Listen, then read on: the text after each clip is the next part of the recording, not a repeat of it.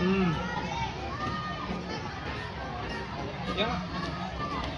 سارا پرانے چاول بہت سارے واجب ہے سہیل میں یہ تھا افطار حاضرین، اگر یہ جو کرسی پر بیٹھے ہوئے ہیں کچھ ساتھی ہیں، اگر سامنے آ جائیں تو آپ کی کرم فرمائی ہوگی اور مجھے بات کرنے میں آسانی ہوگی۔ باتیں کتنی کام کی ہوں گی وہ آپ کے اوپر ہے، اصل توجہ سامعین کے اوپر ہے۔ سامعین کی توجہ جتنی میری طرف رہے گی انشاءاللہ اتنی باتیں کام کی سننے کو بھی ملیں گی اور اللہ رب العزت اتنی ہی مؤثر باتیں زبان سے کہلوائیں گے۔ آپ حضرات سے مؤدبانہ التماس ہے، بالکل چون چرا بالکل نہیں ہونا چاہیے۔ حامدا و مصلیا و مسلما اما بعد فقد قال اللہ تبارک و تعالی فی القرآن المجید والفرقان الحمید اعوذ باللہ من الشیطان الرجیم بسم اللہ الرحمن الرحیم اقرأ باسم ربک الذی خلق خلق الانسان من علق۔ وقال اللہ تبارک و تعالی فی موضع آخر یا ایھا النبی اذا جاءک المؤمنات یا ایھا النبی قل لأزواجک وبناتک ونساء المؤمنین یدنین علیہن من جلابیبہن۔ وقال تعالی وَإِذَا سَأَلْتُمُوهُنَّ مَتَاعًا فَاسْأَلُوهُنَّ مِنْ وَرَاءِ حِجَابٍ۔ وقال النبي صلى الله عليه وسلم إذا فاتك الحياء فافعل ما شئت أو كما قال عليه الصلاة والسلام۔ معزز و مکرم سامعین محترم، بالخصوص مخدوم گرامی حضرت الاستاذ و استاذ الاساتذہ حضرت مولانا احمد صاحب قاسمی و دیگر مسند امتیاز پر جلوہ گر حضرات اکابرین و سامعین کرام، اللہ رب العزت والجلال کا ہم پر انتہائی فضل و کرم ہوا کہ اللہ رب العزت والجلال نے ہم سب کو ایمان جیسی عظیم دولت سے سرفراز فرمایا۔ یہ تعبیر سننے میں تو ایک عمومی تعبیر لگتی ہے اور ایسا لگتا ہے کہ صرف روایتی تعبیر ہے، لیکن اگر دیکھا جائے اور اس پر غور کیا جائے تو اس تعبیر ہی وہ حقیقت ہے کہ انسان کی کامیاب زندگی کا دار و مدار ہی اس تعبیر کے اوپر ٹکا ہوا ہے۔ اس تعبیر کے ذریعے دراصل مسلمانوں کو یاد دہانی کرائی جاتی ہے اور ان کے ضمیر کو جھنجھوڑا جاتا ہے، ان کی غیرت کو جھنجھوڑا جاتا ہے کہ اپنے نفس کا جائزہ لیں، اپنے قلوب کا جائزہ لیں کہ ان کے اندر کتنی ایمانی رمق موجود ہے، کتنی ایمانی غیرت موجود ہے، کتنا ایمان کے لیے مر مٹنے کے لیے تیار ہے، کتنا ایمان کے لیے آزمائشوں سے گزرنے کے لیے تیار ہے۔ کیوں؟ اس لیے کہ اللہ رب العزت والجلال کا اگر کسی بندے پر سب سے بڑا فضل اگر ہو سکتا ہے تو یہی ہے کہ اللہ رب العزت والجلال کسی بھی انسان کو ایمان کی دولت سے سرفراز فرما دے۔ ایمان ایک ایسی عظیم دولت ہے کہ جس کا کوئی بدل نہیں ہے۔ حضرت آدم علیہ نبینا علیہ السلام سے لے کر حضرت محمد عربی صلی اللہ علیہ وسلم تک اور آج تک جتنی بھی پیغمبر انبیاء علیہ السلام کے متبعین گزرے ہیں، سب کا مشن اور سب کی کامیابی صرف اللہ رب العزت کی وحدانیت اور رسول کی رسالت اور رسولوں کی لائے ہوئے پیغام کی اتباع میں ہے۔ جو آیت کریمہ میں نے آپ حضرات کے سامنے تلاوت فرمائی، اقرأ بسم ربک الذی خلق، یہ مذہب اسلام کی خوبی کی طرف اشارہ کرتی ہے۔ اللہ رب العزت والجلال نے جو سب سے پہلے آیت کریمہ نازل فرمائی، اقرأ بسم ربک الذی خلق، پڑھیے اس رب کے نام سے جس نے آپ کو پیدا فرمایا ہے۔ اللہ رب العزت نے سب سے پہلی وہی آیت کریمہ میں آپ کو نماز کا حکم نہیں دیا، آپ کو زکوٰۃ کا حکم نہیں دیا، آپ کو روزے کا حج وغیرہ کا حکم نہیں دیا، بلکہ اللہ رب العزت والجلال اعلان فرماتے ہیں کہ آپ کسی کی عبادت کرنے سے پہلے، کسی کی بھی پرستش کرنے سے پہلے، کسی کے بھی سامنے منت سماجت کرنے سے پہلے آپ یہ جان لیں کہ آپ کی عبادتوں کا مستحق کون ہے، آپ کا خالق کون ہے، آپ کی توجہات کا مرکز کون ہے، آپ کی پرستش کا مستحق کون ہے۔ کہیں ایسا نہ ہو کہ آپ پوری زندگی کسی کے سامنے پیشانی رگڑتے رہیں، آپ پتھروں کو پوچھتے رہیں، آپ گائے کو پوچھتے رہیں، آپ چاند سورج کو پوچھتے رہیں، آپ جو ہے کتے بھیڑیوں کو پوچھتے رہے، اور آپ کو زندگی برباد کرنے کے بعد آپ کو احساس ہو کہ میری زندگی برباد ہو گئی، اور آپ اسی خوش خیالی میں رہے، آپ اسی خوش فہمی میں رہے کہ ہم تو حقیقی معبود کی عبادت کرتے ہیں۔ اس لیے اللہ کا رب العزت والجلال نے پہلی آیت کریمہ میں یہ بات صاف لفظوں میں فرما دی ہے کہ کسی کی بھی عبادت کرنے سے پہلے، کسی کی بھی پرستش کرنے سے پہلے آپ یہ جان لیں کہ آپ کی عبادتوں کا مستحق کون ہے، کس کے سامنے آپ کو ناک رگڑنی ہے۔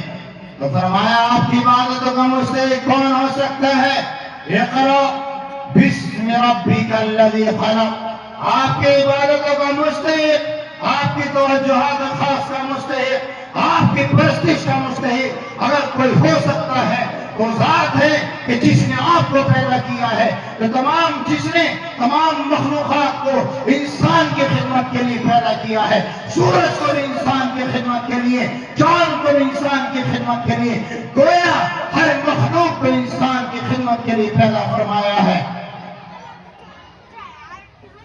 اور یہ مذہب اسلام کوئی کمزور بنیادوں پر اپنی بنیاد قائم نہیں کرتا ہے۔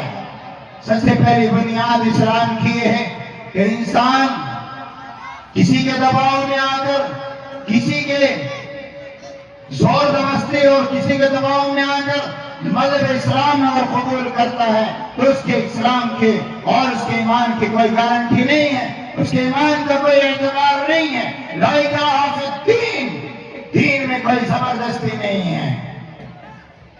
ایمان کی سب سے اہم اور سب سے پہلی بنیاد یہ ہے کہ انسان دل سے مطمئن ہو جائے، آپ کا دل گواہی دے کہ خالق ایک ہے، آپ کا دل گواہی دے کہ میری کامیابی اور کامرانی رسول کے لائے ہوئے دین میں ہے، اس کی شریعت میں ہے، اس کے علاوہ میری کامیابی اور کامرانی نہیں ہے۔ ایک اعتراض کیا جاتا ہے کہ مذہب اسلام تلوار کے زور پر پھیلا ہے، طاقت کے زور پر پھیلا ہے۔ مذہب اسلام اللہ کے نبی علیہ السلام کی سیرت کی بنیاد پر نہیں، آپ کے کردار کی بنیاد پر نہیں، صحابہ کی قربانیوں کی بنیاد پر نہیں، مذہب اسلام اپنی خوبیت کی بنیاد پر نہیں پھیلا، بلکہ اگر مذہب اسلام پھیلا ہے تو مذہب اسلام طاقت کے زور پر، تلوار کے زور پر، دباؤ کے زور پر پھیلا ہے۔ اس لیے میں یہ بات واضح الفاظ میں آپ حضرات کے سامنے کہہ دینا چاہتا ہوں، اور مذہب اسلام کے امتیاز کو آپ حضرات کے سامنے رکھ دینا چاہتا ہوں۔ مذہب اسلام کی سب سے اہم بنیاد یہ ہے کہ انسان مذہب اسلام پر دل سے مطمئن ہو۔ اگر آپ کا دل مطمئن نہیں ہے تو آپ کے ایمان کا کوئی اعتبار نہیں۔ آئیے سمجھنے کی کوشش کرتے ہیں، کیسے؟ میں سمجھاتا ہوں۔ اگر کوئی انسان کسی ملک کی شہریت اختیار کر لیتا ہے تو اس ملک کا ناگرک ہونے کے ناطے اس کے لیے ضروری ہے کہ اس ملک کے قانون کا مان سمان کرے، اس ملک کے قانون کو اپنی زندگی میں لاگو اور فالو کرے۔ اگر اس ملک کے قانون کو اپنی زندگی میں لاگو نہیں کرتا ہے، اس ملک کا شہری ہونے کے باوجود اس ملک کے قانون کا انکار کرتا ہے، ماننے ماننے سے انکار کرتا ہے تو ملک کا باغی کہلائے گا اور وہ سالہ سال کے لیے جیل کی سلاخوں کے اندر ڈال دیا جائے گا۔ سمجھیے، اور ایک طالب ہے اسکول کالج کے اندر، مدرسے کے اندر، ایک اسٹوڈنٹ اس کالج کے اندر داخلہ لے لیتا ہے،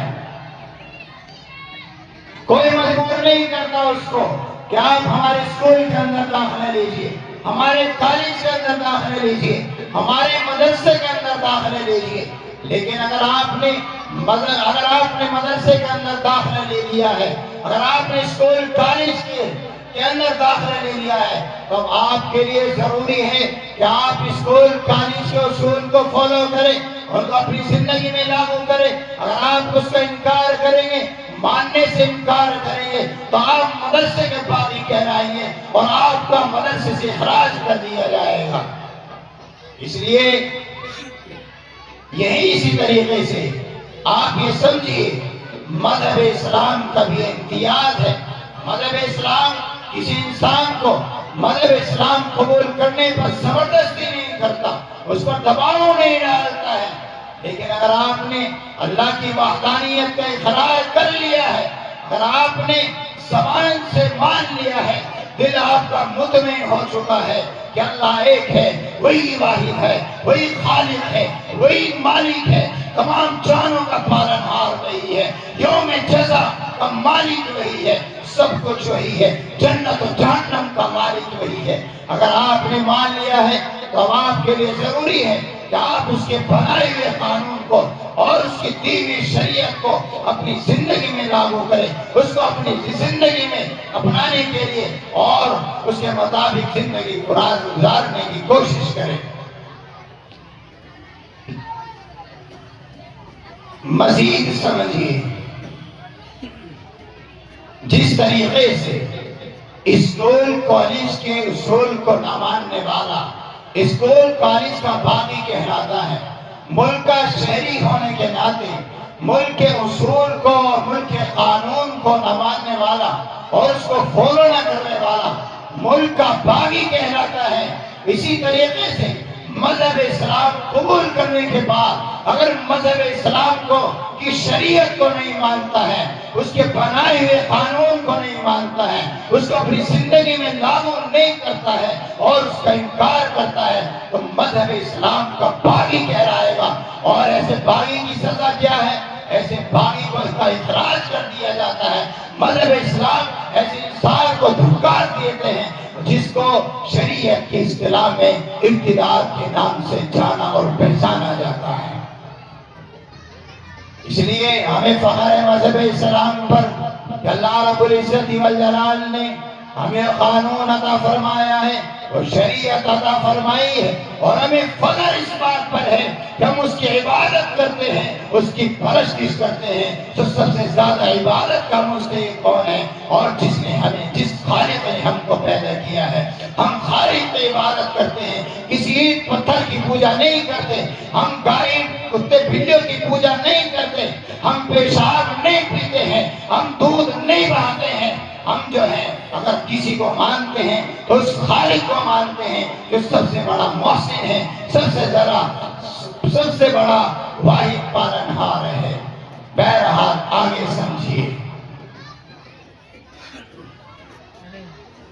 جو آیت کریمہ میں نے آپ حضرات کے سامنے تلاوت فرمائی ہے، وَإِذَا سَأَلْتُمُوهُنَّ مَتَاعًا فَاسْأَلُوهُنَّ مِنْ وَرَاءِ حِجَابٍ۔ ایک آیت کریمہ اس سے پہلے اس سے قبل میں اس پر روشنی ڈالنے کی اور آپ حضرات کی توجہ چاہوں گا۔ أَلَا لَهُ الْخَلْقُ وَالْأَمْرُ، اس سے دراصل میں مذہب اسلام کی امتیازی خوبیوں کی طرف آپ حضرات کی توجہ چاہوں گا۔ دیکھیے، اللہ رب العزت والجلال انسان کا خالق و مالک ہے۔ انسان کو اللہ نے پیدا کیا ہے تو ضروری ہے کہ انسان کی زندگی میں اسی کے اصول فالو کرے، اسی کے اصول لاگو ہوں۔ ایک انسان موبائل بناتا ہے، موبائل کے پیچھے اس کا کوئی مقصد ہوتا ہے، اس کے کچھ عزائم ہوتے ہیں۔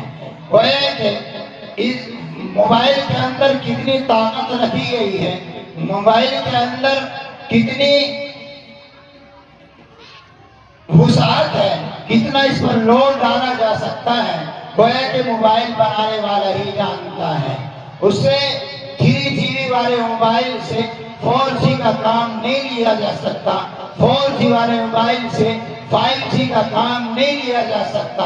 اسی طریقے سے سمجھنا چاہیے اللہ رب العزت والجلال نے انسان کو جو قانون عطا فرمایا ہے، جو شریعت عطا فرمائی ہے، لا یکلف اللہ نفسا الا وسعها، انسان کی طاقت سے زیادہ، اس کے وجود سے زیادہ، اس کی نفسیات سے زیادہ کا اس سے ہرگز کام نہیں لیا جائے گا۔ اس پر وہی شریعت لاگو ہوگی، اس کو اتنی کام کا اور اتنی احکام کا مکلف بنایا گیا ہے جس کی اس کے اندر طاقت ہے، جس کا وہ آسانی سے اپنی زندگی میں عمل کر سکتا ہے، عملی زندگی میں اس کو اپنا سکتا ہے۔ بہرحال میں چند کلمات پر اپنی بات کو ختم کرتا ہوں۔ دیکھیے، آپ یہ سمجھنے کی کوشش کیجئے، اللہ رب العزت والجلال نے انسان کو جو قانون عطا فرمایا ہے، ظاہر سی بات ہے جس انسان کو خالق نے پیدا فرمایا وہی اس کی نفسیات سے اور اس کی حقیقت سے واقف ہوگا۔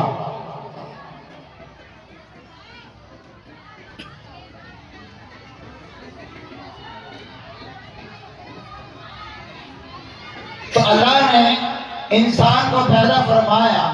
آج اگر کوئی خیر خواہی میں 8-10 حضرات سے کسی چیز کے تعلق سے مشورہ کیا جائے کہ کسی چیز کے تعلق سے آپ مشورہ دیجئے کہ امت کی خیر خواہی کس چیز کے اندر ہے، تو 8 حضرات کی 10 کے افراد کی رائے مختلف ہوں گی، اور رائے دینے سے پہلے ہر انسان یہ سوچے گا کہ آخر اس میں میرا فائدہ ہے یا نہیں ہے۔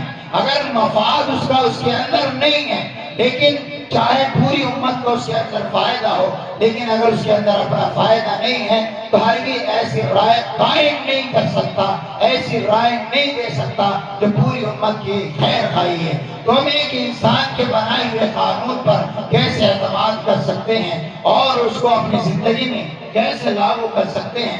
آخر ہم کیوں مانیں اس کے قانون کو؟